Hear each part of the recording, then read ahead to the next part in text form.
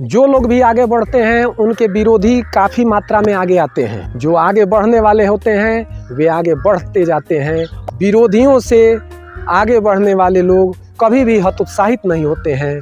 जिस प्रकार से हाथी चलती है, कुत्ते पीछे से भौंकते रहते हैं लेकिन हाथी पीछे मुड़कर नहीं देखती है, वही स्थिति वर्तमान में आप सभी को सोशल मीडिया पर विभिन्न प्रकार से दिखाई देगी। मध्य प्रदेश के जबलपुर जिले के एक छोटे से गांव में एक बालक का जन्म होता है और वह बालक संस्कृत विद्या के लिए समर्पित होता है। विश्व मंच पर सर्वोपरि स्थान को ग्रहण करता है और उस स्थान को ग्रहण करने से बहुत सारे लोग जल पड़ते हैं।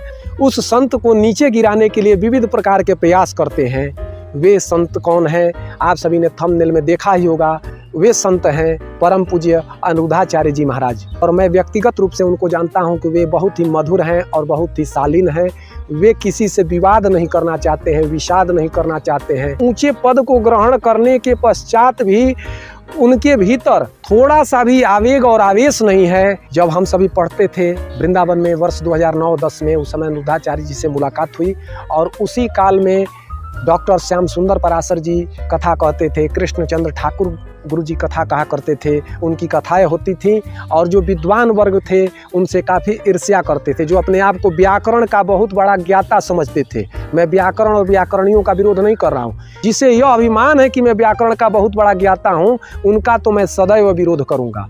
और जिन लोगों को देवकी नंदन अनिरुद्धाचार्य जी महाराज जैसे संतों से घृणा है, उन अविवेकी प्राणियों को यह क्लिप अवश्य सुनाएं ताकि उनका विवेक कहीं से तो जागृत हो सके। यदि एक व्यक्ति को भी इस वक्तव्य से लाभ पहुंचेगा तो मैं अपने आप को कृतकृत्य समझूंगा। जय मां भवानी। मैं ज्योतिषाचार्य Arun Kumar Mishra. Facebook page, YouTube channel पर आप सभी हमें अरुण कुमार मिश्रा मोटिवेशनल स्पीकर नाम से सर्च कर सकते हैं। आइए हम देखते हैं वीडियो को। विगत 13 अक्टूबर को कुमार विश्वास जी अपने ट्विटर पर एक क्लिप उन्होंने पोस्ट किया जो कि अनिरुद्धाचार्य जी की भागवत कथा का क्लिप था। पीछे की बातों को उन्होंने काट दिया। किस प्रसंग में उन्होंने अपना वक्तव्य पोस्ट किया था और किस औचित्य से उन्होंने पोस्ट को किया था, उस औचित्य को भूल करके डॉक्टर कुमार विश्वास जी अपने डिग्री को भी भूल गए। अच्छे खासे फॉलोअर लेकर कविताएं कहते हैं, आजकल राम कथा भी कह रहे हैं, भागवत कथा के भी आख्यान सुनाने में आगे आ गए हैं। अनिरुद्धाचार्य जी के विषय कितना जानते हैं? आपको कौन जानता था कुमार विश्वास जी? मैं डायरेक्टली आपका नाम लेकर कह रहा हूँ। अन्ना हजारे के अनशन के पहले आपको कितने लोग जानते थे? एक पीएचडी धारक व्यक्ति को ऐसा वक्तव्य पोस्ट करने से पूर्व 1000 बार सोचना चाहिए। जहाँ कहीं भी हिंदू धर्म तथा सनातन धर्म की बात आती है वहाँ स्वामी विवेकानंद का नाम बड़े ही गर्व से लिया जाता है। स्वामी विवेकानंद जी अपने ग्रंथ भक्ति योग में कहते हैं, हेडिंग है गुरु और शिष्य का लक्षण, और उन्होंने विवेक चूड़ामणि का एक रेफरेंस दिया है। चूँकि विवेक चूड़ामणि ग्रंथ आद्य जगद्गुरु गुरु शंकराचार्य द्वारा विरचित है, वह श्लोक भी आप सभी को स्क्रीन पर दिखाई दे रहा होगा। मैं बोल रहा हूँ, आप सभी सुन भी सकते हैं। वाग वैखरी शब्द झरी व्याख्यान कौशलम वैद्युष्यम विदुषाम तद्वद मुक्तये न तु मुक्तये। विभिन्न प्रकार के शब्द रूप का प्रयोग करना और धातु रूप का प्रयोग करना विद्वानों के मनोरंजन मात्र का विषय है। ध्यान से सुनिएगा। विद्वानों का मनोरंजन क्या है कि मैं विद्वान हूँ, आप मूर्ख हैं, आप मुझसे बड़े विद्वान नहीं हैं। वही बात हो रही है आज के समय में। आज के समय में आप टीवी चैनल खोलिए, यूट्यूब खोलिए अथवा फेसबुक को खोलेंगे तो जहाँ कहीं भी धर्म के बारे में आप वीडियो सुनेंगे, अनिरुद्धाचार्य का वीडियो प्रत्येक घर में चल रहा है। एक वीडियो वायरल हो रहा है। आपको पता है स्त्री का ज्यादा सुंदर होना गुण नहीं है, स्त्री का जरूरत से ज्यादा सुंदर होना दोष है। नहीं समझ में आई? हम समझाते हैं। माता सीता का हरण क्यों हुआ? क्योंकि वह जरूरत से ज्यादा सुंदर थी। द्रौपदी की भरी सभा में साड़ी क्यों खींची गई? क्योंकि द्रौपदी भी जरूरत से ज्यादा और इस टॉपिक को डॉक्टर कुमार विश्वास जी ने अपने ट्विटर पर 13 अक्टूबर को पोस्ट किया। मैं जानना चाहता हूं, मैं ही नहीं आम जनमानस जानना चाहता है कि कुमार विश्वास जी जैसे पढ़े लिखे व्यक्ति ऐसा वक्तव्य लिखते हुए, आप स्क्रीन पर देख लीजिए क्या वे लिखते हैं। मैंने स्क्रीनशॉट इसलिए लगा दिया ताकि आप इसको देख करके स्वयं से समझ सकते हैं।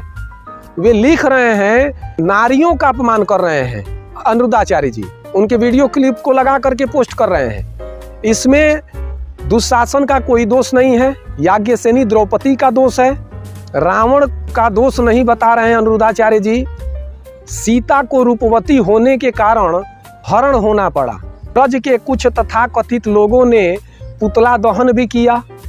ब्रज अर्थात मथुरा वृंदावन के लोगों ने उनका पुतला दाह भी किया।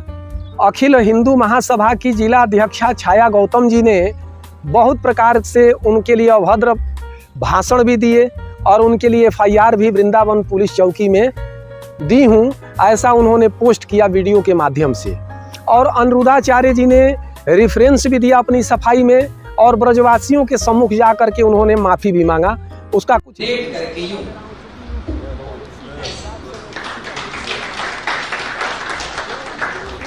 ऐसे क्षमा मांगना मेरा तो जन्म ही चरण छूने के लिए हुआ, पर ये शरीर कभी ब्राह्मण संत और ब्रजवासियों का अपमान नहीं कर सकता। भागवत जी के चरणों से जुड़ा हूँ, जानता हूँ कि संत क्या होते हैं। तो आपके चरणों में लेट करके बारंबार प्रणाम करता हूँ और ब्रजवासियों की चरण धूली सदा, जब तक जीवन रहेगा, प्राण रहेंगे, तब तक धूली माथे पे ही वीडियो को आप YouTube पर देख भी सकते हैं। हो सकता है कि आप सभी उस वीडियो को देख भी चुके होंगे। एक विद्वान है डॉक्टर श्री सच्चिदानंद द्विवेदी जी।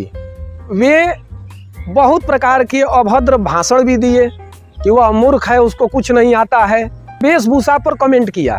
फिर भी अनिरुद्धाचार्य जी ने कोई भी पलटवार नहीं किया, उन्होंने नम्रता से ही पेश आने की कोशिश किया।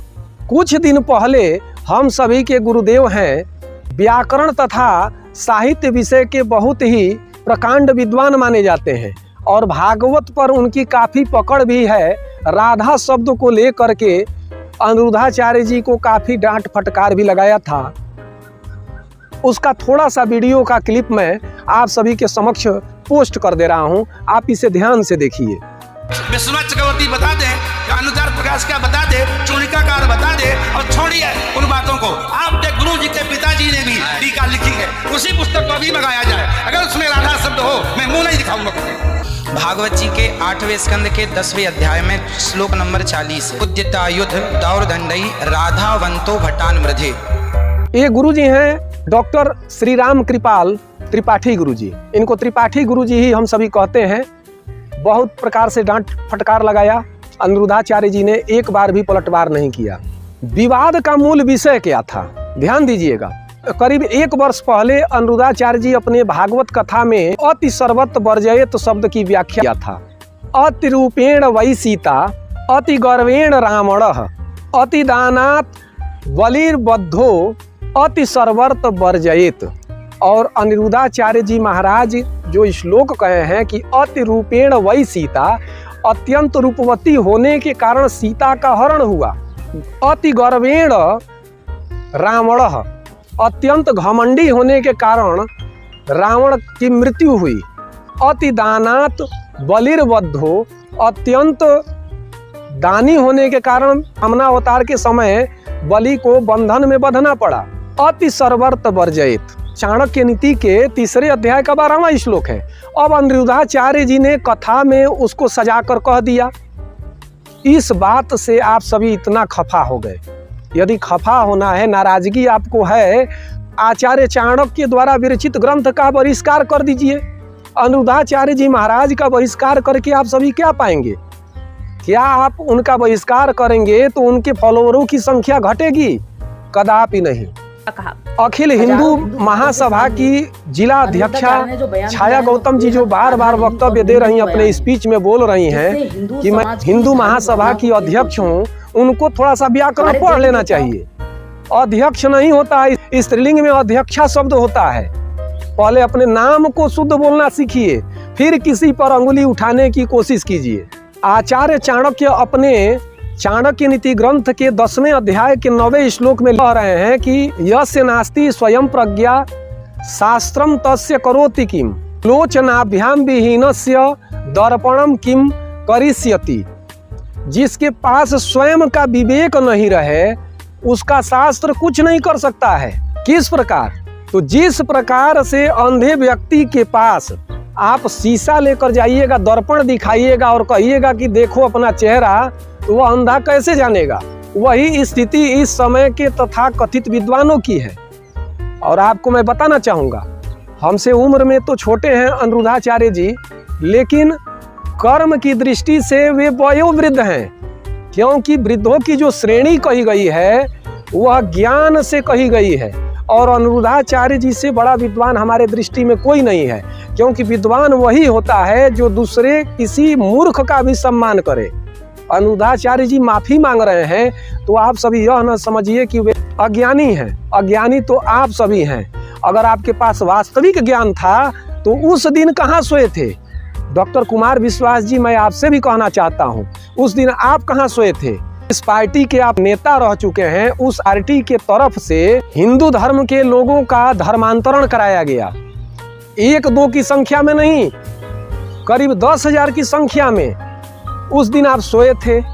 9 के बाद 10 आया, 11, 12, फिर 13 आया। 4 दिन बाद आप 1 वर्ष पुरानी वीडियो का एक छोटा सा क्लिप पोस्ट करके एक भारत ही नहीं विश्व के संत अनिरुद्धाचार्य जी की निंदा करने की कोशिश कर रहे हैं। निंदा उनकी आप नहीं कर रहे हैं, निंदा अपनी आप कर रहे हैं। इस टाइप का वीडियो मैं पोस्ट करने की कोशिश भी नहीं कर रहा था, लेकिन मैंने देखा एक संत हैं, विद्वान भी हैं और सनातन धर्म के रक्षक भी हैं अनिरुद्धाचार्य जी। अनिरुद्धाचार्य जी का आप सभी को अपमान करने में शर्म नहीं आती है? जब सुद्रा टीवी पर हिंदू देवी देवताओं को गालियां दी जा रही थी, उस समय आप कहाँ सोए थे? जो शब्दों का माया जाल है ना, किसी से भी वाक्य मिस्टेक हो सकता है, लेकिन अनिरुद्धाचार्य जी ने कोई मिस्टेक नहीं किया। आप बीच की बात को कट करके पोस्ट कर दिया कि हमारी वाहवाही हो और आम आदमी पार्टी बदनाम हो रही है, इसलिए लोग आपको भूल जाएं और जो हिंदू धर्म को मानने वाले हैं उनका ध्यान आपके तरफ आकृष्ट हो, तो वह राजनीति आप खेलिएगा अपने राजनीति के मंच पर। आप धर्म के बारे में जानते क्या हैं?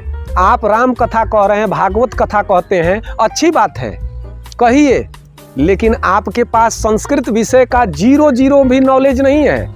संस्कृत वांग्मय का अध्ययन करने वाला व्यक्ति यदि यह कह दे कि मैं सर्वज्ञानी हूँ, मैं सर्वज्ञ हूँ, तो समझिए वह मूर्ख है।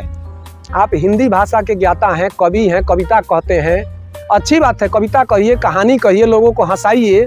मैं आप सभी से प्रश्न करना चाहता हूँ, जो संत समाज के लोग अनिरुद्धाचार्य जी का निरंतर विरोध कर रहे हैं, कितनी गायों की रक्षा का कार्य आप करते हैं, कितनी गौशालाएं बनाए हैं, जो दीन हैं, हीन हैं, जिनके पुत्रों ने परित्याग कर दिया है, उन माताओं के लिए वृद्धाश्रम उन्होंने बनाया। छाया गौतम जी बार बार कह रहे हैं कि औरतों का अपमान हो रहा है।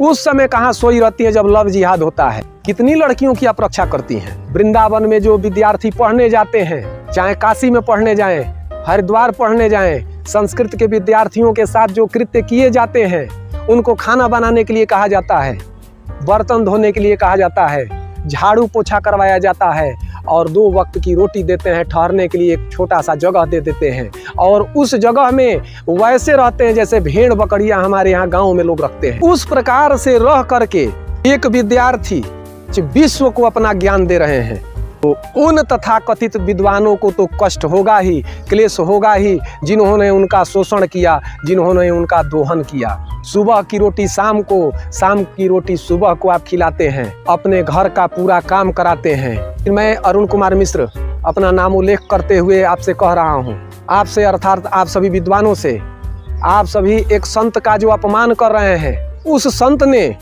कोई गलत बात नहीं कहा। आचार्य चाणक्य द्वारा प्रणीत चाणक्य नीति के श्लोक का ही वर्णन किया। अति रूपेण वै सीता, अत्यंत रूपवती होने के कारण सीता का हरण हुआ। याज्ञसेनी द्रौपदी को भरी सभा में निर्वस्त्र करने की कोशिश की गई। ऐसा क्यों हुआ मैं बताता हूँ। रावण किस कारण से सीता जी का हरण किया? बहुत सारे कारण हैं, लेकिन मूल कारण तो यही है, शूर्पणखा अपने भाई रावण से कहती है कि सीता के समान सुंदर स्त्री कोई नहीं है। आपके सभी रत्नों में काफी शोभायमान होगी, आपकी जितनी पटरानियां हैं सबकी सब निस्तेज होंगी, इसलिए आप हरण कीजिए। इसीलिए तो हरण करने गया। यदि वह रावण वीर होता तो सामने से युद्ध करके लाता। व्यक्तिगत दुश्मनी का कोई और कारण तो था नहीं, उसी के कारण रावण की मृत्यु भी होती है। और याज्ञसेनी द्रौपदी के बारे में आप जो कहते हैं तो महाभारत का अवलोकन कीजिए। कर्ण भी ललायित था, दुर्योधन भी ललायित था। क्या वह याज्ञसेनी द्रौपदी सुंदर नहीं थी?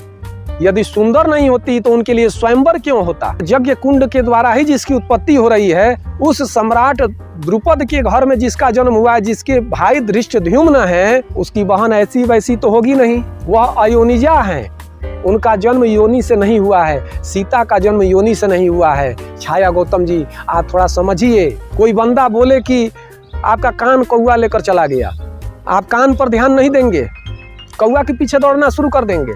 उन्होंने कह दिया कथा में, उस कथा में स्त्रियां नहीं थीं और आपसे कम पढ़ी लिखी औरतें वहां जाती हैं। आप तो यही साबित करना चाहती हैं, आप तो बार बार यही साबित करना चाहती हैं कि अनिरुद्धाचार्य जी की जो कथा सुनते हैं वे सभी के सभी मूर्ख हैं। इसीलिए तो अपने मुंह से अपनी प्रशंसा कर रहे हैं। कभी भी अनिरुद्धाचार्य जी को अपने मुख से अपनी प्रशंसा करते हुए आप नहीं सुनेंगे। किसी भी कथा के क्लिप में उन्होंने अपनी प्रशंसा नहीं किया। कुछ लोग प्रश्न चिन्ह लगाते हैं कि उनके जाति का पता नहीं है, उनके धर्म का पता नहीं है। पहले अपने जाति धर्म का पता कीजिए कि आप सभी किस जाति से हैं, किस धर्म से हैं, किस संप्रदाय से हैं। फिर किसी संत के बारे में जानकारी लीजिए। और नहीं जानकारी है तो मैं आपको सुना रहा हूँ। जाति न पूछिए साधु की, पूछ लीजिए ज्ञान। मोल करो तलवार का, पड़ा रहन दो म्यान। आपको तलवार का मोल करना है अथवा म्यान का? जाति का प्रश्न आप क्यों उठाते हैं? यानी आप जाति में विश्वास रखते हैं, जातिवाद को फैलाते हैं। अनिरुद्धाचार्य जी की कथा क्या ब्राह्मण समाज के लोग ही सुनते हैं?